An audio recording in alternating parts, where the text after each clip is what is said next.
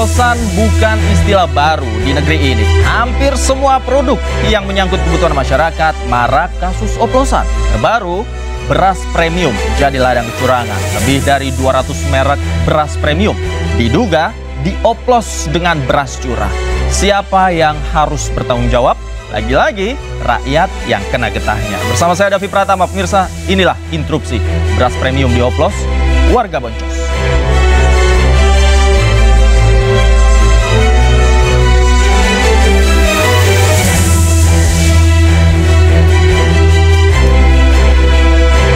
Ya pemirsa, saya tidak sendirian malam hari ini. Saya sudah ditemani oleh 4 orang narasumber di studio. Yang pertama, saya perkenalkan, di sebelah kanan saya ada Pak Arief Setiawadi, Kepala Badan Pangan Nasional. Selamat malam Pak Arief. Malam. Terima kasih di tengah kesibukannya nih tentang tema kita hari ini, beras oplosan, sudah mau mampir. Terima kasih. Terima kasih Pak. Kemudian ada juga Pak Tengku Nasrullah, pakar hukum pidana. Selamat malam. Selamat malam. Apa kabar Bang Nasrullah? Alhamdulillah baik. Baik ya?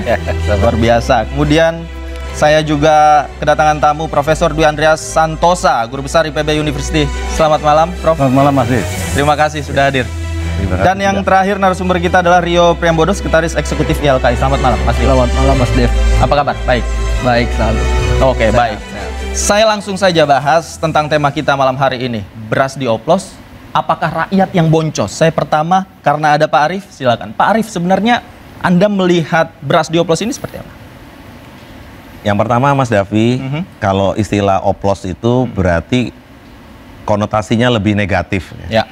Misal harga minyak 15.000, kemudian ada yang 8.000, kemudian dioplos, dijualnya 15.000, gitu ya.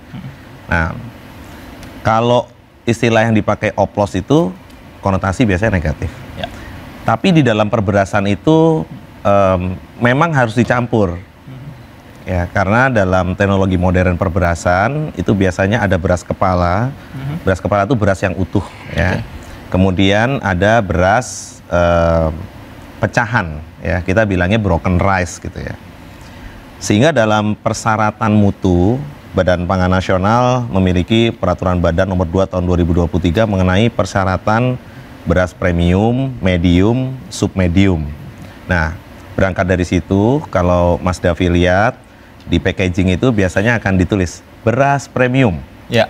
Ya, beras premium itu berarti harus ikut kadar air 14%, kemudian memiliki derajat sosok tingkat keputihan itu 95%, broken rice-nya maksimum 15% dan lain-lain. Ya, itu kategori beras premium. Sedangkan yang disampaikan Pak Menteri Pertanian dalam 2 minggu lalu, ya, ada Satgas Pangan, ada Kejaksaan, dan kebetulan saya juga ada di situ gitu ya. Beliau mengambil lebih dari 200 sampel merek ya. Kemudian diuji di lab dan disampaikan tidak memenuhi kriteria mutu beras premium tapi brandnya premium. Satu. Yang kedua, timbangannya ya menurut beliau itu dan timnya itu ada tidak sesuai timbangan. Jadi beratnya kurang. Oke. Nah, kemudian pada waktu itu beliau menyampaikan ini harusnya tindak aja, gitu. Nah, kemudian diserahkanlah hasil labnya, laporan itu kepada Kejaksaan dan Kepolisian. Ini ceritanya nih. Ya. Kemudian saya sampaikan kepada beliau dan kepada Satgas Pangan, berilah kesempatan 14 hari gitu kan, untuk memperbaiki bila memang ada tidak kesesuaian. Misalnya kalau timbangan kan harus ditera gitu ya, kemudian kualitas mutu seperti ini, kalau brokernya harusnya 15, brokernya misalnya 30 ekstrim ya. 14 hari untuk apa Pak? Untuk ya untuk apa?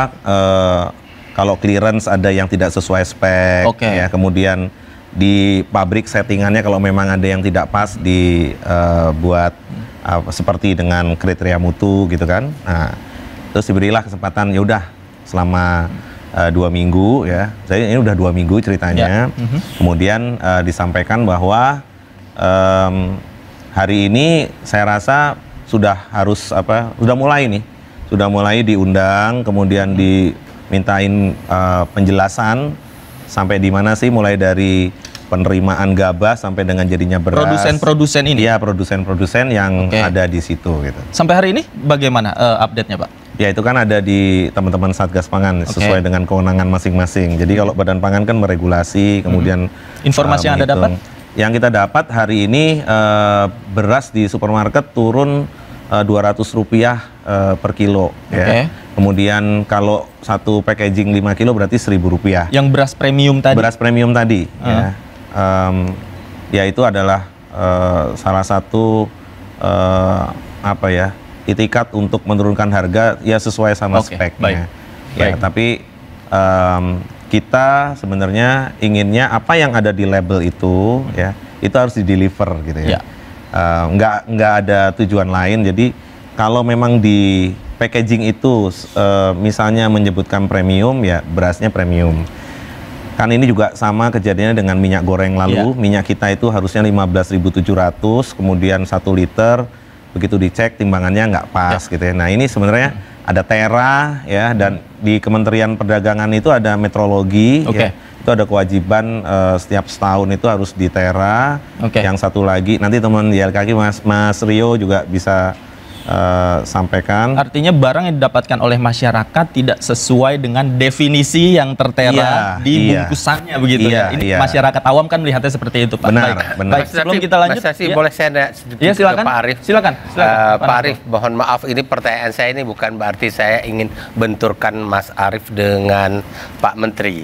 Tapi kelihatannya ada perbedaan terminologi yang digunakan oleh Pak Menteri dengan yang disampaikan oleh Mas Arief tadi. Jadi kalau menurut Mas Arief ini bukan oplos ya, tapi Pak Menteri menggunakan istilah oplos. Nah, apakah sebenarnya ini yang sebenarnya terjadi memang bukan oplos? Apa bagaimana sih masyarakat ini kita harus berikan pencerahan, Mas? Karena konotasi oplos itu memberikan makna seolah dicampur sedemikian rupa seperti baru-baru ini kita alami bensin, bahan bakar ya. Aduh, ngeri benar kayak hidup di Indonesia ini. Walaupun segeri apapun saya tidak akan pernah pergi dari Indonesia, tetap saya merasa ngeri ini harus kita barangkali di mindset masyarakat ketika mendengar kata oplosan adalah mencampur. Mencampur. Apakah perlu mungkin aparatur pemerintah hati-hati dalam menggunakan istilah, kalau istilah oplos itu keliru? Itu. Definisinya seperti apa? Silakan. Iya. Mengoplos, mencampur, makanya saya tadi di awal saya sampaikan kalau oplos tuh konotasinya kan negatif gitu ya. Padahal kalau teman-teman di perberasan itu mencampur itu ya memang bagian dari bisnis itu. Misalnya mencampur beras kepala tadi dengan yang broken rice 15%. Ya itulah beras premium. Itu lumrah, tidak melanggar aturan. Memang begitu. Tidak ada aturan yang dilanggar artinya di situ ya.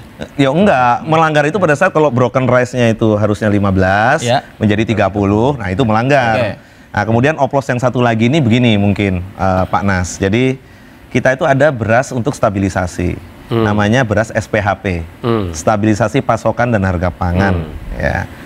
Ini tuh harusnya dijual 5 kilo ya, langsung sampai ke customer ya. Tidak boleh tuh dibuka kemudian dicampur lagi. Ya, karena ini ada subsidi pemerintah di situ. Itu fungsinya untuk stabilisasi, 1, 2 memang untuk memberikan kepada masyarakat luas ya, supaya bisa membeli dengan harga beras medium 12.500. Kalau 12.500 ini kemudian dibuka, kemudian digabung dengan yang harganya 15.000. Nah, itu maksudnya mungkin itu oplos. Tapi gini Pak, apakah benar ada kualitas yang menurun, yang seharusnya sekian kualitasnya jadi turun, dan apakah benar ada permainan timbangan? Itu benar-benar terjadi atau mungkin Pak Menteri hanya berhalusinasi itu? Apa benar itu ada terjadi Pak?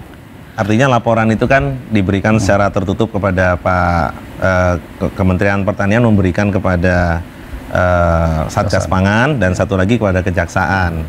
Ya itu tertutup Pak. Jadi amplopnya ada di situ, kemudian dengan uji labnya gitu. Tapi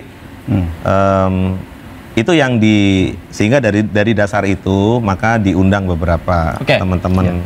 Baik. Saya sekarang ke Mas Rio deh.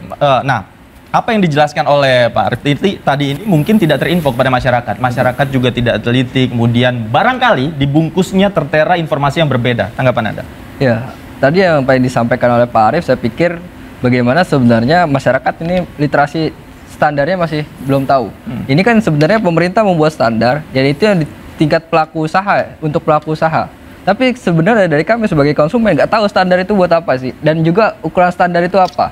Sehingga yang kami beli di pasaran itu, ya kami tahu itu beras yang sudah sesuai, aman. Dan itu harusnya tugas negara untuk menjamin bahwa semua barang yang beredar di pasaran beras ini aman dikonsumsi oleh masyarakat. Oleh sebab itu saya pikir Pak Arief ke depan di Bappenas maupun Kementerian Pertanian ya harus diukur bagaimana sebenarnya tingkat literasi konsumen soal pangan, indeks soal pangan itu juga ada, harusnya ke depan bisa diukur. Yang kedua, bagaimana tingkat kepatuhan pelaku usaha.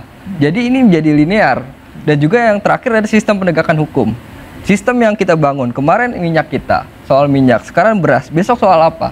Gitu. Ini yang perlu bagaimana sikap kami sebagai konsumen, jangan sampai kami sebagai konsumen sangat harga diri kami diinjak-injak soal ini.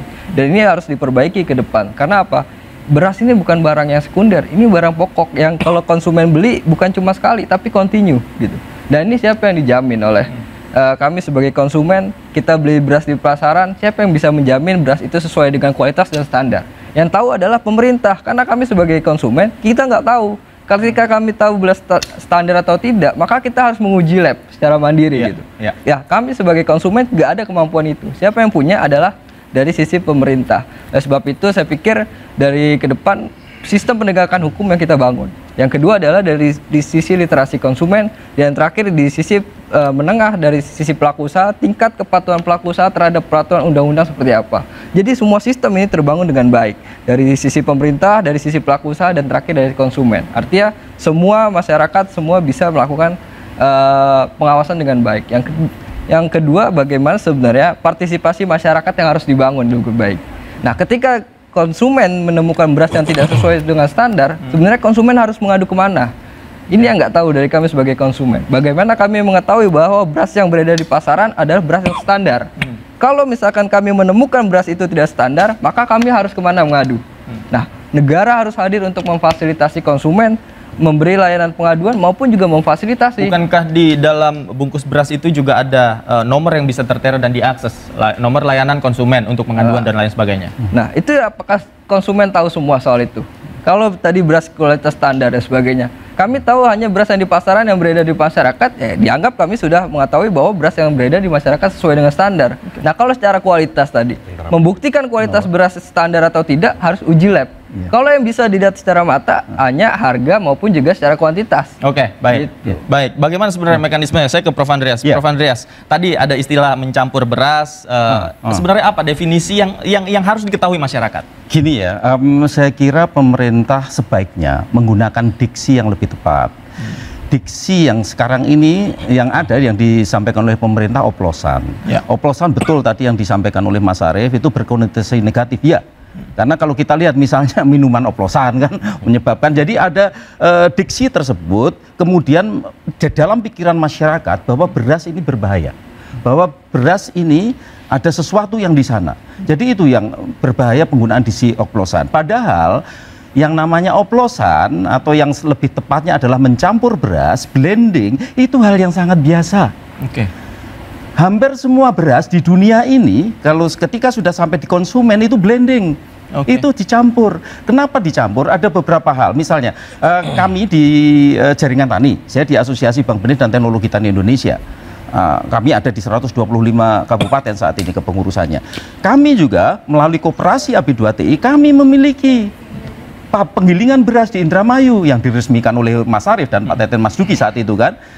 Dan di situ kalau kita lihat dalam prosesnya Mas, kalau gabah masuk, itu kemudian keluar di medium saja, itu brokennya less than 5%, kurang dari 5%. Lalu kemudian keluar premium juga kurang dari 5%. Nah, padahal persyaratan pemerintah itu kalau premium 15% brokennya. Nah, sehingga kemudian apa yang dilakukan ya kemudian dicampur dengan menir, dicampur dengan broken, itu sebagai salah satu. Tapi yang pencampuran tadi tidak menurunkan kualitas yang definisi premium tersebut kan? Ya enggak, harus diingat ya, broken rice di Amerika lebih mahal dibanding yang beras kepala. Jadi dari sisi itu tidak ada masalah. Lalu hal yang kedua yang penting juga di masyarakat itu mereka menginginkan beras dengan tertentu. Misalnya, kalaupun masyarakat tertentu berasnya perak, kemudian ini harus dicampur dengan pulen sehingga menghasilkan beras sesuai selera masyarakat. Dalam arti itu. Lalu yang ketiga sudah barang tentu yang juga sangat penting, tadi juga sudah disampaikan oleh Mas Arief, kalau misal terjadi misalnya perusahaan kemudian mencampur berasnya dengan katakanlah beras bulog yang sudah rusak atau apa, ya itu memang tidak diperkenankan, tidak diperbolehkan itu kan. Tapi kalau istilah mencampur, blending itu hal yang wajar. Untuk itu pemerintah mestinya menggunakan diksi yang lebih tepat. Diksi yang lebih tepat. Saya garis bawahi. Berarti sampai di situ saya ke Pak Nasrullah. Bagaimana dari sisi pidana melihat pelanggaran-pelanggaran yang memang sudah tercium? Jangan dijawab dulu Pak Nasrullah. Setelah jeda kita akan kembali. Pemirsa Interupsi segera kembali. Tetaplah bersama kami.